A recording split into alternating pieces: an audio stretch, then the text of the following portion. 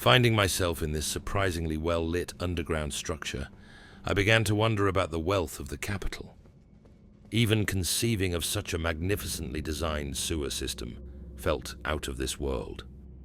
I'd better take a small peek in here. Oh, I heard that. Something was waiting for me. Oh, how those things repulsed me. I did get something out of my trouble, but as it turned out, I knew nothing. In truth, I was heading into a most horrendous vortex of suffering.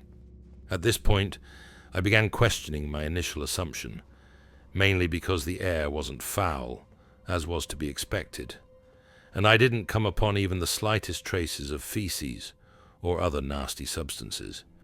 What eventually made me realize that these grand tunnels weren't sewers after all was when I noticed small, strange and straight channels carved into the floor, leading down to an eerily lit area below me. What in the...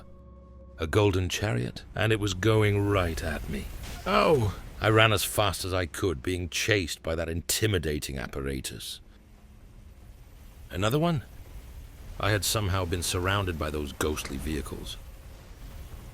Seeing as I had no other way to go, I was forced to jump into another part of these tunnels, which of course was littered with more of those bulgy-eyed horrors, spurting their toxic fumes. This ordeal had become something unknown to me, a fierce test of my sprinting capabilities. What an absolute nightmare. More of them? Oh, how lovely. Skeletons. Could it even get any worse? It could, and it did. Whoa! By the gods. As if running wasn't bad enough, this pestersome pickle now required another uncultured thing of me, jumping with the natural flair of an animal. Or lack thereof. This part of my journey to the heart of darkness was no less tedious than fighting a bothersome monstrosity, but finally, I did make it down safely. This way, perhaps? On the other hand, I wouldn't want to impose on such a ruckus. Going the other direction forced me to take one of those bony creatures out. But as I climbed a ladder, expecting some sort of relief, I only came upon more of those horrors on wheels. I'd rather go up here. I was getting tired of trouble. What a strange contraption. Ha! I should be able to run past that. At least the flames didn't get me. Damn it. But much to my surprise, something quite unexpected happened. Due to some bizarre occurrence, those chariots departed from the route they had been using for millennia, with fatal consequences. Would you look at that? What a gorgeous set of armor. Surely this meant that I was in the clear now and would find my way into the capital at last. Of course, skeletons tried to hinder me as I sought to reach the entrance. Don't do that. Going into the yellow mist revealed something I should have seen miles away. Two large and imposing knights, seemingly dead set on not allowing me to proceed unscathed. It makes me sick to my heart to admit this, but you'd better believe me when I say that those two warriors bested me in so many ways I even stopped counting. My sense of self became a sore sack of bulgy meat, beaten to a bloody pulp, and my disfigured corpse a blood-stained bed of chaos. They tortured me for days, if not weeks, with relentless force, and made my feeble attempts at going against the tide look like a laughable ant going against a giant. If time hadn't already been halted by the gods of this cruel world, then it would have stopped now, because I became trapped in a horrible machine of death and humiliation. In my desperation, I even equipped the golden armor found earlier, but alas, I became too heavy and couldn't even move properly. In the end, I had to seek refuge at the Round Table Hold, where I needed time to gather my senses. I have been waiting for your return. I was given an earful by the local religious zealot, but was also pleasantly surprised to find that the tome left to me by that lone knight in Leonia contained valuable incantations. I don't know how many days I remained in that soothing and isolated cell of elegiac comfort, but I sought the advice of none other than haughty Gideon himself. Here, I dove into knowledge amassed through eons, reading volumes containing secrets and forgotten lore, written by journeymen from beyond the fog. I came upon something unexpected. Those horrendous bullies, deep below the ancient capital, apparently had a sore spot. They didn't like fire.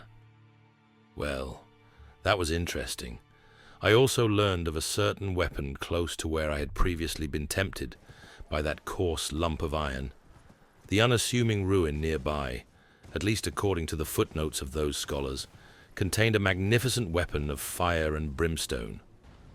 Beneath the ruin I got into a skirmish with two brutes, one of whom was old and feeble, so naturally I had to help that aging fellow out to begin with.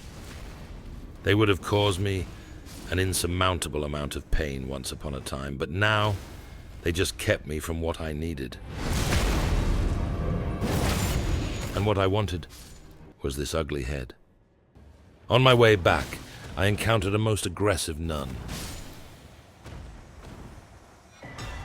I also took a brief detour to my stronghold, where I made sure to pay the smithing master and Roderica Are you here for spirit tuning? my respects. Something needed to be tried out.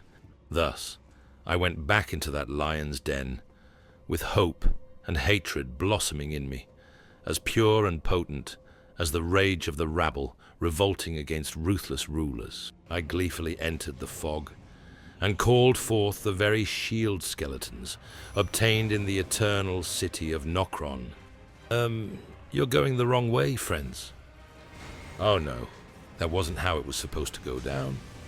Damn it. Why didn't any of my plans ever work out? This was just so bloody typical. I really thought this would make a difference. I should be getting back to the skeletons. They might be in need of my assistance. So you like to bash your weirdly vulgar shield into unwary travelers? Let's do a festival of shields then. While I incinerated that night of torment in flames erupting from this ghastly shield, I couldn't help but marvel at the skeletons and their relentless attacks. Ha! One down. Oh dear, he was all alone now.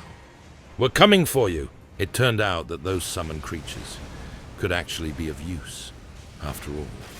You only had to seek the help of Roderica, and they ended up being powerful allies.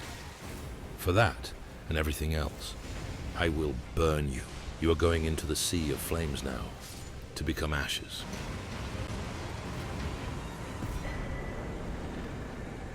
Oh my, what was that pretty thing? You can go now, friend. You did good. I felt like I had been annihilated. Even worse, I felt ruined. What strange roots. Were those bodies? Where did those roots go? Surely not to the majestic tree near the capital. If that was the case, then the towering Erd-tree was sustained by the flesh and blood of everything that lived, and this world was indeed hell, with the flickers of light being nothing else but distractions created solely to give a glimmer of false hope. Again and again, the prisoners of this infernal world had to be set free.